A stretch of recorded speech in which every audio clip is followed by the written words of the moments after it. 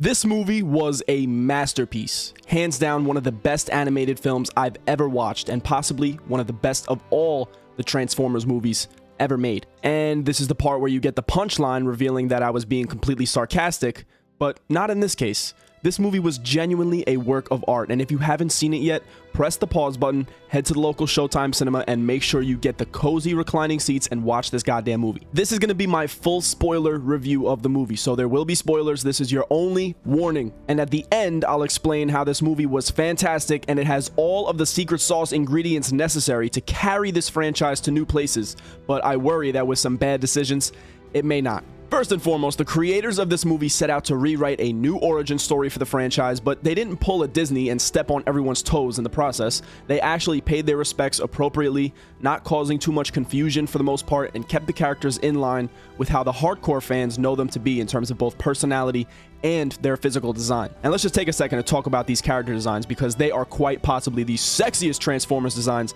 of any continuity we've gotten so far. I may get some slight hate for saying that, but I don't care. I mean, just look at everyone. Bumblebee, Optimus Prime, Alita 1, Megatron, Shockwave, Soundwave, Sentinel Prime, and of course, Starscream. These guys look amazing, like an Ultra HD remake of the original G1 designs that made these characters famous in the first place. The Michael Bay movies really missed the mark on capturing a lot of the characters' different personalities, and for a lot of people, that's the only Transformers that they know. I think this movie serves as a much better representation of what these characters are supposed to look and feel like, and a much better introduction to the franchise as opposed to the live action movies. Sure, the live action looks sick and there's some really badass moments and all the Michael Bay goodness, but these animated versions just do something to the characters that bring them to life in a whole new way. It really allows you to commit to the robots themselves and actually personify them, as opposed to following Mark Wahlberg around for 3 hours and learning nothing about him other than the fact that he can't invent shit and his daughter's dating some weird guy. Alright, so now let's talk about this new origin story itself. What is this new story of Transformers 1?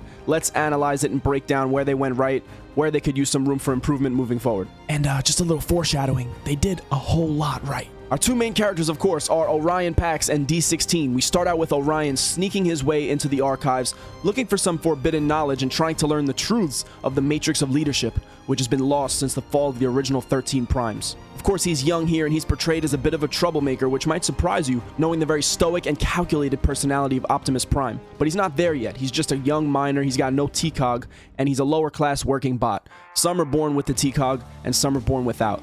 Or so they think, for now. And if you didn't know, the T-Cog is the organ in the Transformers' chest that actually gives them the ability to transform. So our main guys, as well as all the other miners and worker class bots, don't have that yet. So here's where we're introduced to D16, who saves Orion from trouble with security and is at this point also young and optimistic, but he, unlike Orion, prefers to stay in line, out of trouble, following protocol, as he puts it. And like I said, these two are miners. They mined for Energon down in the Energon mines, and they became really close friends. Energon is like the blood of a Transformer. It is the life essence that flows through both them and their planet. However, after the defeat of the legendary 13 Primes in the war fought against the Quintessons, Energon no longer flows through Cybertron, and their new leader, Sentinel Prime, is on a quest to find the Matrix of Leadership and restore the flow of Energon to the planet. But in the meantime, Sentinel is regarded as a hero by everyone and runs a very Western-like class-based society where bots without T-Cogs are forced to work labor jobs, while the transforming bots are hailed as celebrities and high-class citizens.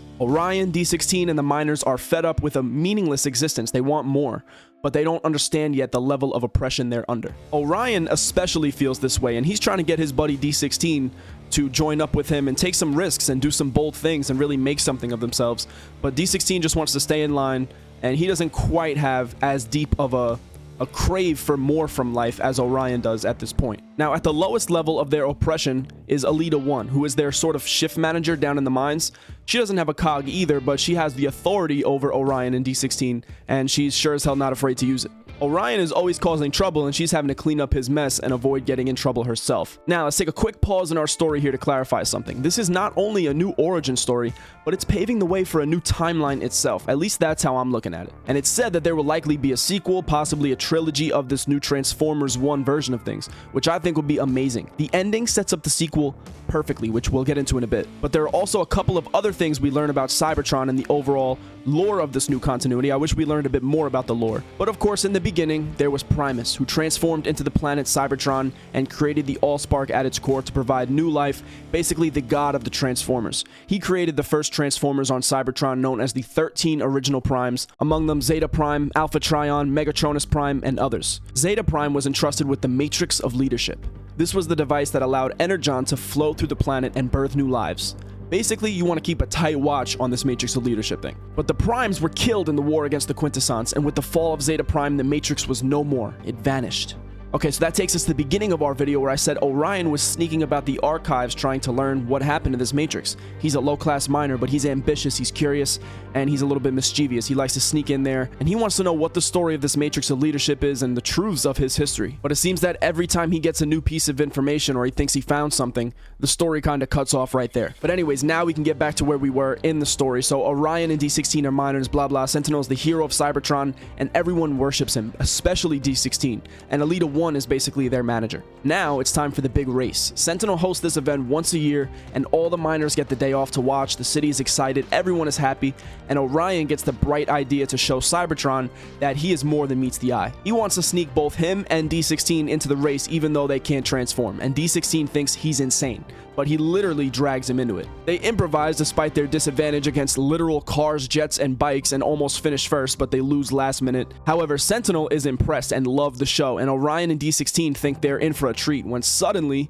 Darkwing pulls up, who's pissed at them for smashing into them in the race and kind of causing a whole clusterfuck, and he takes them deep down into a smelting pit and traps them down there. This is where we meet Bumblebee, or as he's currently known, B127, or just B. He operates this smelting pit, or as D16 puts it, he sits there and watches trash burn. Now, Bumblebee has quite the motor mouth, okay, and his voice and everything is great, and I think he could just be a bit more serious at times, but this is a movie for kids, and of course, I think they're really trying to set up a really impactful moment when B will surely lose his voice box in one of the sequels or something like that. They didn't overdo it too much, but I think they could have toned down the comedy with Bumblebee just a little bit, but it was well done, and definitely doesn't detract from the story or from the impactful moments that are, you know, supposed to be impactful. Now, while they're down in this trash pit, they stumble into an old record in a very Obi-Wan Kenobi, you're my only hope kind of moment. They play this hologram and see the location of where the Primes fell. They know the Matrix should be there, and Sentinel would be in their debt. They'd be heroes to Sentinel and to Cybertron. So they sneak away on a train carrying crates of what they think is trash up onto the surface where nobody ever really goes to see. Very Truman Show style situation going on here, okay? On their way to the Prime's graveyard and previous battle site, they see a giant Quintessence warship approach, but this doesn't make any sense. Sentinel was the hero that rid these aliens from their world ages ago. What is a warship doing scouting the surface? They continue on their way to potentially the Matrix of Leadership. When they finally arrive, they find the corpses of the 13 Primes. But Alpha Trion's spark is still lit. They feed him Energon and awaken him. Alpha Trion reveals to them the truth about Sentinel Prime, that he is no Prime. He's a fraud. He assassinated the 13 Primes and bows to the leader of the Quintessence. And after our crew watches firsthand in a very Dune 2 style shot, I mean, come on, if this doesn't give you Arrakis vibes, I don't know what does. The cinematography for this being an animated movie is really top notch, and so many shots just feel so traditionally cinematic and really well done. That's what you get with Steven Spielberg, and it's not lacking here. Such a refreshing take compared to the Bayverse films. Not that the Bayverse was bad, but this is just so much more toned down, so much more based in the story and the cinematics. It's animated, it's colorful, detailed, action-packed, and yet it's traditional in a cinematic sense, and it really feels well done and polished. But anyways, our crew here witnesses Sentinel Prime bow to the alien king and give him all of the Energon they worked so hard to mine. And Energon, that's what was in the train full of those crates that they thought was trash. Yeah, it wasn't being loaded up with trash, it was being loaded up with Energon to give to these alien fucks. So the Quintessence leave and everyone is pissed. Sentinel's pissed because he wants miners to do double time, but the mines are drying up. D16 is shattered because his hero's a fraud and a traitor, and in his eyes, deserves death. Alpha Trion also reveals that they were actually born with T-Cogs. All Transformers are.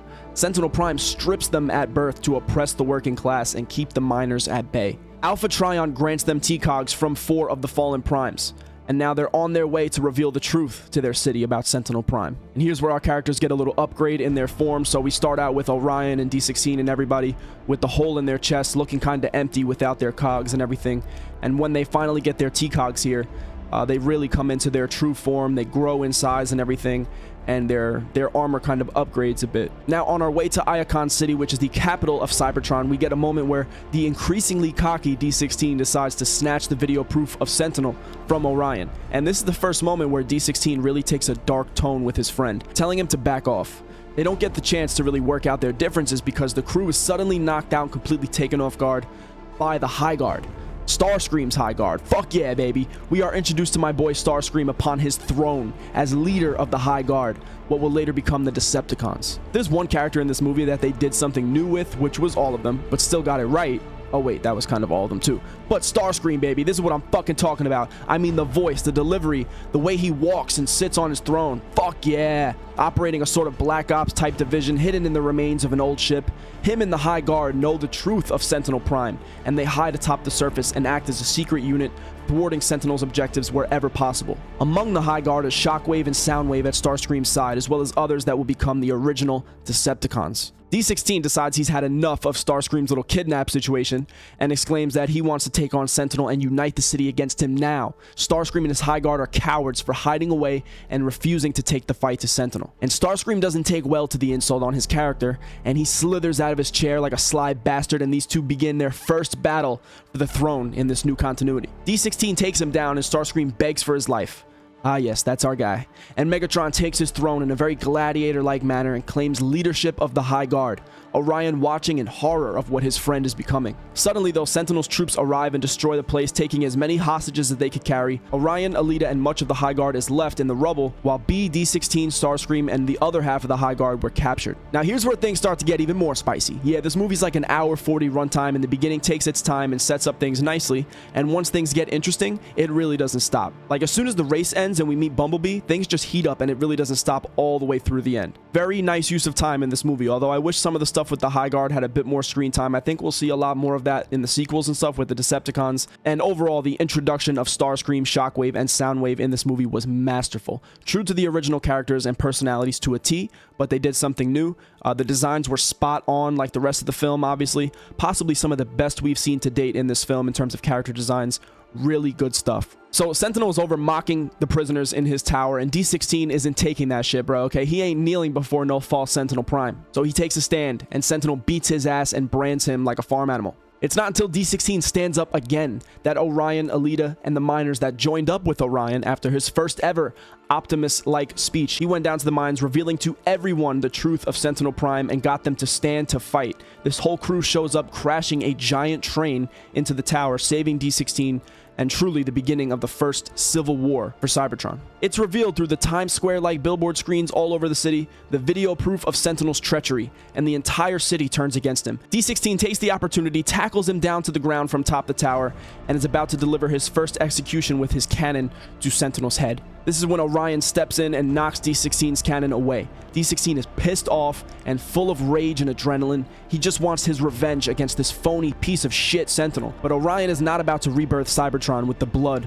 from an execution. D16 attempts to kill Sentinel one more time, and this time Orion takes the blast. He's blasted into bits at point blank range, and D16 lets him fall into the well of the Allspark. Everyone watches in horror, and Sentinel is executed and Megatron is born. Orion falls to the Allspark core of the planet itself, and is then chosen by the spirits of Primus and the 13 Primes to wield the Matrix of leadership. In this same moment, Optimus Prime is born. This motherfucker rockets his way back up to the surface like an F-22 fighter jet, shatters through the ground on some upside-down Iron Man shit. It's badass, okay? Optimus Prime and Megatron duke it out for the first time as Megatron wishes to turn the city to ash and start his own reign of oppression, even if he doesn't see it that way right now. Optimus defeats Megatron, but does not kill him, rather banishes him from the city of Iacon and tells him to leave with the High Guard. This marks the end of the battle for Iacon and the rebirth of the flow of Energon within their planet. So I think it wraps up really nicely and leaves room for a few things that were opened up in this film. First is obviously the bickering and the rivalry between Megatron and Starscream, which I'm sure will continue and grow as the trilogy unfolds. And then of course we have the quintessons, which weren't explored much other than the scene with Sentinel, revealing that he bows to some floating alien Squid King piece of shit that looks like it came from the Dune universe. I'm really messing with those quintesson designs. I think that whole scene and everything was very Dune-like. really good cinematography there, especially for an animated film. This has got to win some type of awards for best design and best artwork, best cinematography for an animated film. And then, of course, we have the true origin and rise of the Autobots and Decepticons themselves, and we'll see how the legendary war over eons between these two factions will begin to take shape. Will they be forced to unite against the Quintessons, or will the next movie just focus on the bots and the rivalry between the two factions? We'll have to wait and see. But there's a few different directions they could take, obviously. And that's why I think doing a trilogy would be best. Now, that being said, I have a few thoughts on what this franchise can do to keep the ship on course they've set with this amazing movie, okay? First is obviously, do the trilogy. Make the sequel amazing. Don't fix what's not broken. You guys paid great respect to the original continuities and still did your own thing, and I'd like to see that continue and be at the center of this new timeline for as long as possible, please. And like I was saying in the beginning of the video and with the title, this movie should save the franchise. I mean, it has all the ingredients to do so. Homage to the originals, the hardcore fans are happy, and there's massive potential for new young fans as well. It's a win-win in my book. However, this is Hollywood, and this is Transformers. And recently, the track record for both hasn't been so hot Rodimus Prime, alright? Now, I will say the two more recent Transformers live-action films, Bumblebee and Rise of the Beasts, I think they were actually pretty solid, especially Bumblebee, but this is on a new level. This is what fans have wanted for a long time. This should fix everything. If they blow up whatever live-action movie plans they had and commit to the fact that this new Transformers 1 is its own timeline and continuity. This is its own thing now. This is a brand new start. You guys hit the reset button and you have a full blank slate to work with here. And normally that'd be a really scary thing to do, but you just did it and you just killed it. You just did it really well. So build on that. Build on the things that you built within this new continuity, this new timeline. Don't try to connect it to the Bayverse. Don't try to pull all this multiverse crap and intertwine everything. Just please start anew. You guys have this new fresh slate. Take advantage of it and do it right. You know, this is what I want the franchise to really understand. You have something really special here. It's an origin story right from the beginning of an age-old franchise, done completely right in a refreshing way that people have wanted to see for a long time. And the characters look so goddamn good. This is Transformers now. Make this the center and basis of everything moving forward. This is the identity of the brand moving forward. It has to be if you guys want this franchise to do well.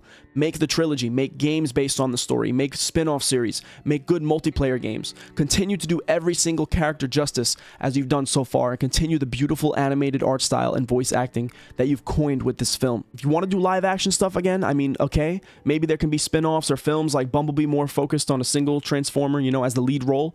Less humans, more Transformers. And make sure you use G1 inspired designs like at the end of the Bumblebee movie or in Rise of the Beast. Those designs were really solid. Or if, like I said, just scrap the live action thing altogether, man, and just keep it in this new animated style. It gives you so much more versatility and potential, and you can really humanize the characters way more than you can live action. Keep it animated, keep it focused on the bots, and for crying out loud, keep everything from here moving forward in this timeline, in this continuity, this storyline, and don't go retconning yourselves left and right. It's okay to retcon the Bayverse films or the G1 Transformers or Transformers Prime series, for example, because all those things are their own standalone universes. You guys have just carved out your own. Now, make it good, do it right, and don't go confusing the hell out of all of us. Don't fuck it up.